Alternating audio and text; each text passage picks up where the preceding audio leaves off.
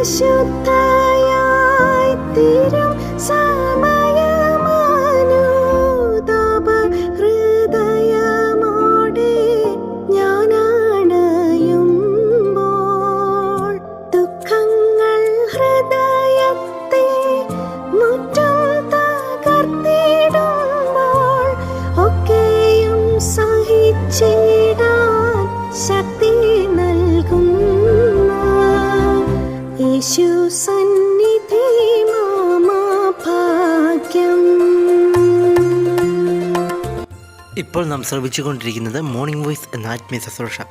ഇന്ന് ഫിലിപ്പിലെ ലേഖനത്തിൽ നിന്നും കർത്താവിൻ്റെ ദാസൻ വിനോദ് തോമസ് കോട്ടയം ധ്യാനചിന്തകൾ പങ്കുവയ്ക്കുന്നു. ദൈവനാമം മഹത്വപ്പെടുമാറാകട്ടെ.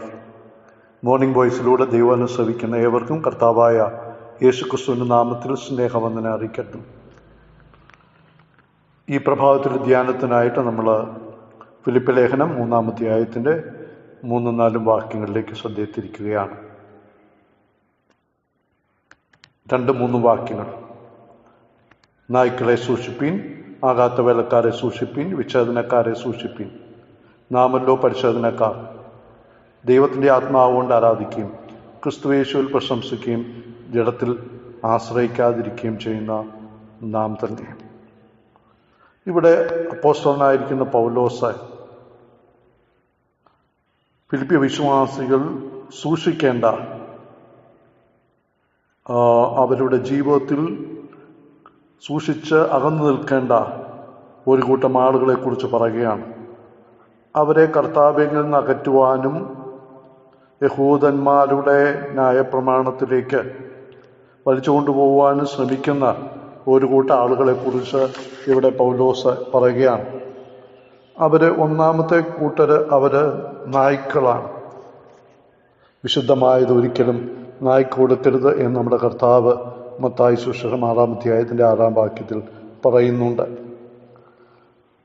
യാഥാസ്ഥിതി യഹൂദൻ ജാതികളെ നായ്ക്കൾ എന്ന് വിളിച്ചിരിക്കുന്നതായിട്ട് നമുക്ക് മനസ്സിലാക്കുവാൻ സാധിക്കും.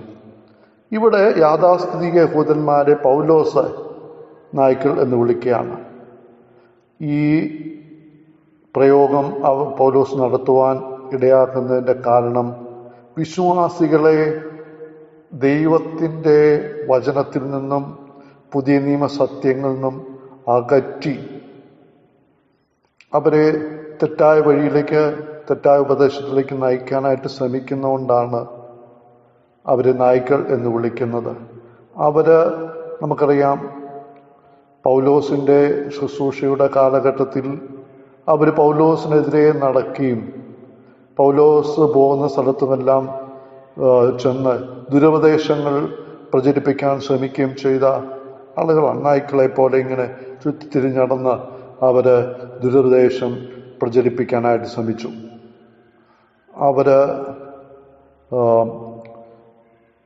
അപകടകരമായ ഉപദേശങ്ങൾ, ദുരുപദേശങ്ങൾ സഭയെ കഷ്ടത്തിലാക്കാനായിട്ട് ശ്രമിച്ചവരാണ്. നായെപ്പോലെ കുരച്ചുകൊണ്ട് അവർ ചുറ്റിത്തിരിഞ്ഞ് നടന്ന് പൗലോസിനെതിരെയും അന്നത്തെ സഭയ്ക്കെതിരെയും പിശാചിൻ്റെ നിയന്ത്രണത്തിൽപ്പെട്ട് സഭയിൽ ഭിന്നത വരുത്തുവാനും സഭയിൽ ദുരുപദേശം പഠിപ്പിക്കുവാനൊക്കെ ഉള്ളതായ ശ്രമം നടത്തിയ ആളുകളെ അവരുടെ ആ സ്വഭാവത്തിൻ്റെ വെളിച്ചത്തിൽ അവരെ വിളിക്കുകയാണ്, നായ്ക്കൾ എന്ന് വിളിക്കുന്നു. മാത്രമല്ല ആകാത്ത വേലക്കാരാണ് എന്ന് നമുക്കിവിടെ നിന്ന് കാണുവാൻ സാധിക്കുന്നു. പറയുന്നത് രക്ഷിക്കപ്പെടുവാൻ വിശ്വാസം മാത്രം പോരാ, സൽപ്രവൃത്തികളും ആവശ്യമാണ് എന്നാണ്. അത് ദൈവത്തിൻ്റെ വചനത്തിന് വിരുദ്ധമാണ് എന്ന് നമുക്കറിയാൻ സാധിക്കും. പ്രത്യേകിച്ച് ന്യായപ്രമാണത്തിൻ്റെ പ്രവൃത്തികളും കൂടെ രക്ഷയ്ക്ക് ആവശ്യമാണ് എന്ന് ഈ ആകാത്ത വേലക്കാർ പഠിപ്പിച്ചു. പൗലോസ് പഠിപ്പിക്കുന്നത്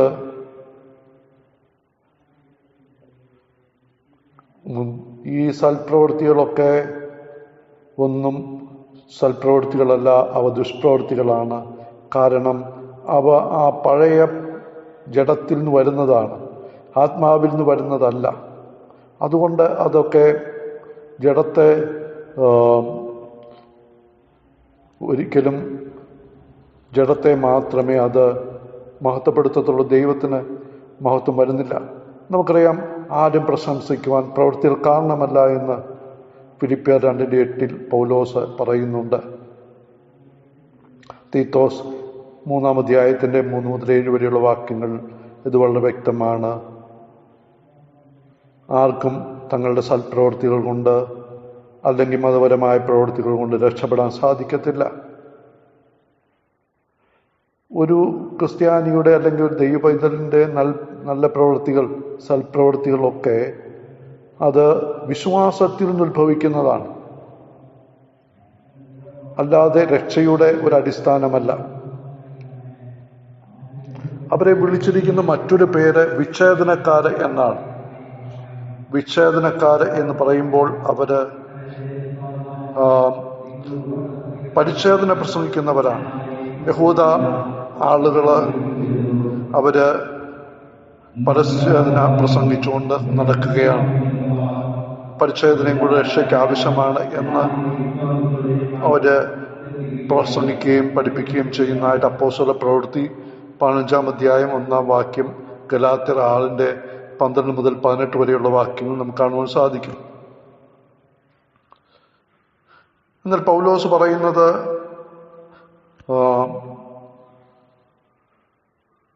യഥാർത്ഥ വിശ്വാസിയെ സംബന്ധിച്ചിടത്തോളം ഒരാത്മീയമായിരിക്കുന്ന പരിച്ഛേദന ക്രിസ്തുവിൽ ലഭിച്ചിരിക്കുകയാണ്, കൈകൊണ്ടല്ലാത്ത പരിച്ഛേദന ലഭിച്ചിരിക്കുന്നുവെന്ന് കൊലോസ്യർ 2:15 കാണുവാൻ സാധിക്കും.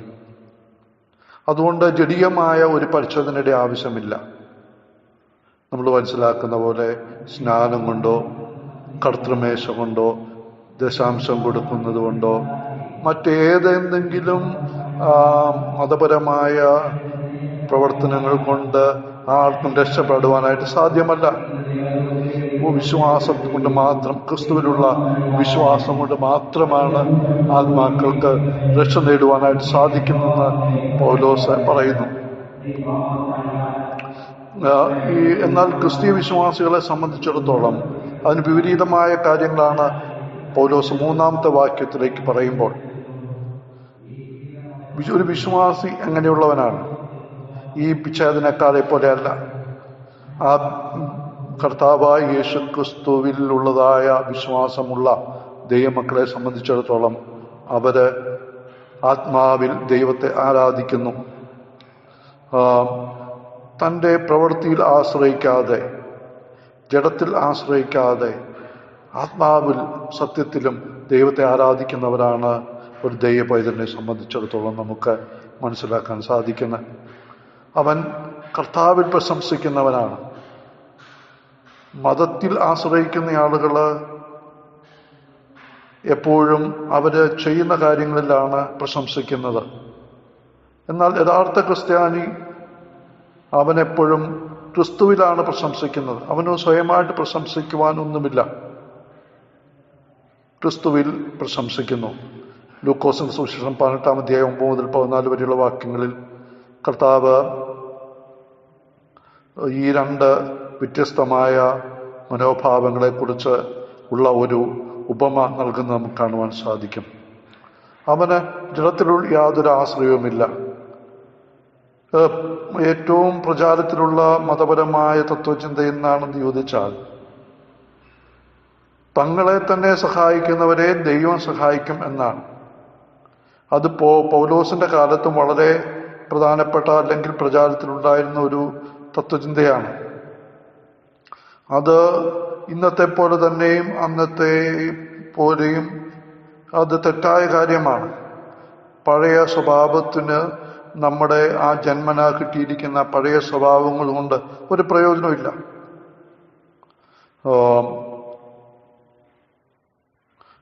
അനേക ആളുകൾ ഇന്ന് ദൈവത്തെ പ്രസാദിപ്പിക്കാൻ വേണ്ടി അവരുടെ ജഡത്തിൽ ആശ്രയിക്കുകയാണ്. ജഡത്തിലെ പ്രവൃത്തികൾ കൊണ്ട് ദൈവത്തെ പ്രസാദിപ്പിക്കാൻ ശ്രമിക്കുന്നത് പരാജയത്തിലാണ്. നമുക്കറിയാം, ജഡമാണ്, സർവ്വജഡവും ദൈവത്തിന് മുമ്പാകെ കുറ്റമുള്ളതായി തീർന്നു. ദൈവത്തിൻ്റെ ആ വഴിയെ ഈ ഭൂമിയിൽ മലിനമാക്കുന്ന ജഡമാണ്. ഉൽപ്പത്തി 6:12 നമുക്കത് കാണുവാൻ സാധിക്കും. ആത്മീയമായിട്ട് അതിനെ കൊണ്ടൊരു പ്രയോജനമില്ല. യോഹന്നാൻ 6:63 നമുക്കത് കാണുവാൻ സാധിക്കും. ഈ ജഡത്തിൽ യാതൊരു പ്രയോജനം വസിക്കുന്നില്ല. എന്നാൽ ഒരു ദൈവ പൈതല് അവന് എപ്പോഴും കർത്താവിൽ പ്രശംസിക്കുന്നു, കർത്താവിൽ ആശ്രയിക്കുന്നു, ദൈവത്തെ ആത്മാവിൽ ആരാധിക്കുന്നു. അങ്ങനെ ഒരു ജീവിതമാണ് ഒരു ദൈവ പൈതലിൻ്റെ ജീവിതം. ആ നിലയിൽ മുന്നോട്ട് പോകുവാൻ ഈ ചിന്തകളും ദൈവത്തിൻ്റെ ആത്മാവ് മുഖാന്തരമാക്കട്ടെ.